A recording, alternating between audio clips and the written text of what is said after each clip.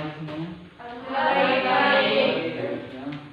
Tolong dirapikan ya bidangnya. Sebelum kita belajar, kita bikin doa dulu. Siapa bikin doa? Sony.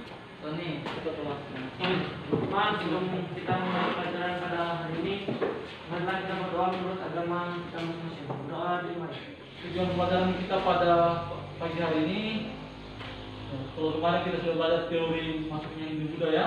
Ya, sekarang kita akan membahas tentang kelebihan dan kelemahan semua teori itu ya. Ya, dari situ kita akan bicara tentang kelebihan dan kelemahan teori ada Brahmana, ada teori apa? Ksatria, ada teori Waisa, ada teori Sudra, dan ada teori arus balik. Melalui pelajaran di sekolah ini, peserta didik dapat memahami kelebihan dan kelemahan teori ini ya. Nah, dari ini, oke. Jadi, Bapak ingin mendengar dari kalian. Kira-kira ada yang bisa membantu Bapak menjelaskan tentang kelebihan dan kelemahan teori ini. Yang pertama teori Brahmana. Siapa yang bisa? Siapa? Namanya teori Brahmana ini. Kelebihan dari teori Brahmana adalah golongan yang boleh menyiarkan agama. Kalau kelemahannya, larangan Brahmana menyeberangi perairan sebab akan kehilangan kastanya. Oke, ada lagi yang kedua, ada teori Ksatria ya. Teori Ksatria, siapa yang bisa? Oke. Apa menurut kamu ya? Ksatria terjadi apa? Teori Ksatria ini seperti apa? Ksatria kelebihannya adanya kebuktikan kerjasama antara negara masa itu. Kelemahannya tidak ada bukti peninggalan. Jadi ada lagi yang selanjutnya tentang teori apa lagi? Teori Waisa ya. Siapa bisa teori Waisa apa? Siapa lagi? Apa isinya teori Waisa? Teori Waisa siapa? Teori Waisa kelebihannya pembuktian bahwa wilayah Asia Tenggara dulunya merupakan jalur perdagangan yang ramai. Kelemahannya, Waisa hanya rakyat biasa yang tidak mampu memahami bahasa Sanskerta. Jadi kelemahannya kira-kira apa? Kelemahannya? Waisa hanya rakyat biasa yang tidak mampu memahami bahasa Sanskerta. Nah, kelemahannya juga itu salah satu lagi Waisa itu bahwa dia ini tidak memahami apa ya, bahasa Sanskerta dan Palawa ya secara mendalam. Ini kelemahan juga. Dan selanjutnya ada teori apa lagi? Teori Sudra. Siapa lagi? Siapa lagi teori Sudra? Siapa lagi? Saya. Oke, teori Sudra silakan. Teori Sudra. Diani ya. Teori Sudra mempunyai kelebihannya yaitu Sudra kemungkinan diasingkan ke wilayah lain. Sedangkan kelemahan dari teori Sudra adalah kaum Sudra tidak berpendidikan yang sama sekali tidak akan memahami bahasa komunikasi perdagangan antar negara masa itu. Terakhir ada teori apa lagi? Arus balik siapa lagi? Teori arus balik siapa lagi? Teori arus balik siapa? Saya. Siapa? Oke, silakan.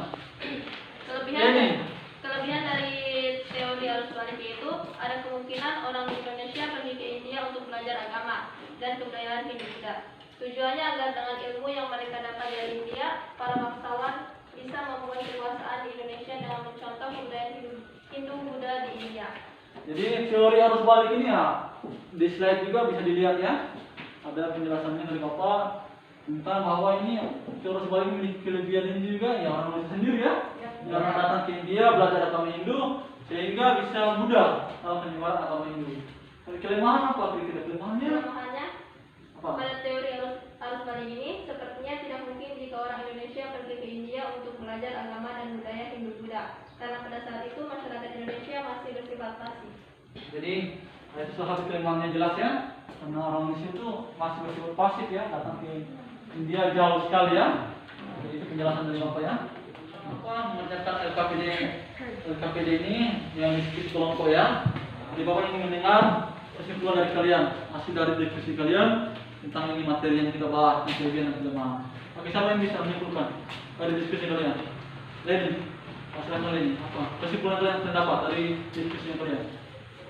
Jadi dilihat dari kelebihan dan kekurangan dari semua teori tersebut, yang paling memungkinkan adalah teori Brahmana, karena Brahmana adalah golongan yang boleh menyiarkan agama di Indonesia. Oke, terima kasih ya.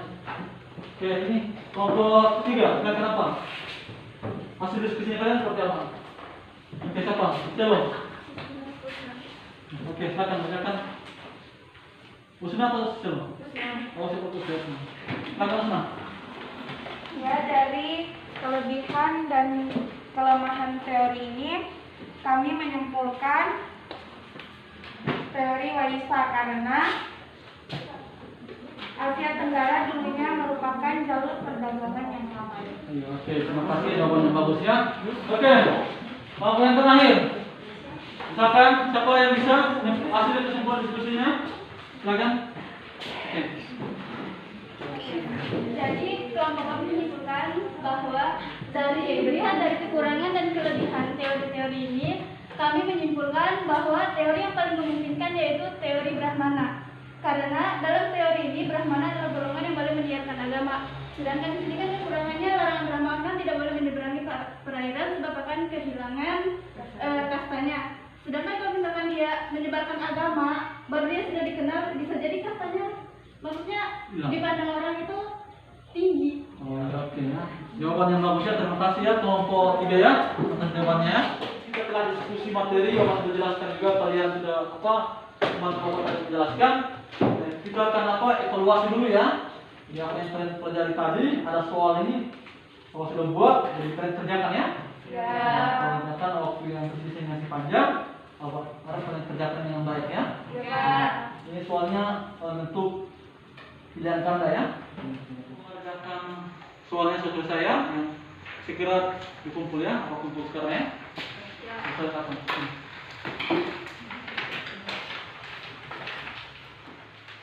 Oke, sebelum Bapak tutup pembelajaran, Bapak ingin mendengar kesimpulan singkat dari kalian tentang yang kita pelajari tadi, tentang kelebihan dan kelemahan teori agama Hindu Buddha. Siapa yang bisa menyimpulkan singkatnya? Siapa? Jadi, apa ada bisa? Siapa? Kelebihan, kesimpulan dari materi yang kita bahas tentang kelebihan dan kelemahan teori ini. Siapa yang bisa menyimpulkan? Siapa? Silakan simpulkan singkat saja ya. Jadi teori Brahmana kelebihannya, Brahmana adalah golongan yang boleh menyiarkan agama. Sedangkan kelemahan, larangan Brahmana menyeberangi perairan sebab akan kehilangan kastanya. Teori kesatria, kelebihannya adanya pembuktian kerjasama antar negara masa itu. Sedangkan kelemahannya tidak adanya bukti peninggalan. Teori Waisya, kelebihannya pembuktian bahwa wilayah Asia Tenggara dulunya merupakan jalur perdagangan yang ramai. Kelemahannya Waisya hanya rakyat biasa yang tidak mampu memahami bahasa Sanskerta. Teori Sudra, kelebihannya Sudra kemungkinan diasingkan ke wilayah lain, sedangkan kelemahannya kaum Sudra tidak berpendidikan yang sama sekali tidak akan memahami bahasa komunikasi perdagangan antar negara masa itu. Teori arus balik, kelebihannya ada kemungkinan orang di Indonesia pergi ke India untuk belajar agama dan kebudayaan Hindu-Buddha. Tujuannya agar dengan ilmu yang mereka dapat dari India, para bangsawan bisa membuat kekuasaan di Indonesia dengan mencontoh kebudayaan Hindu-Buddha di India.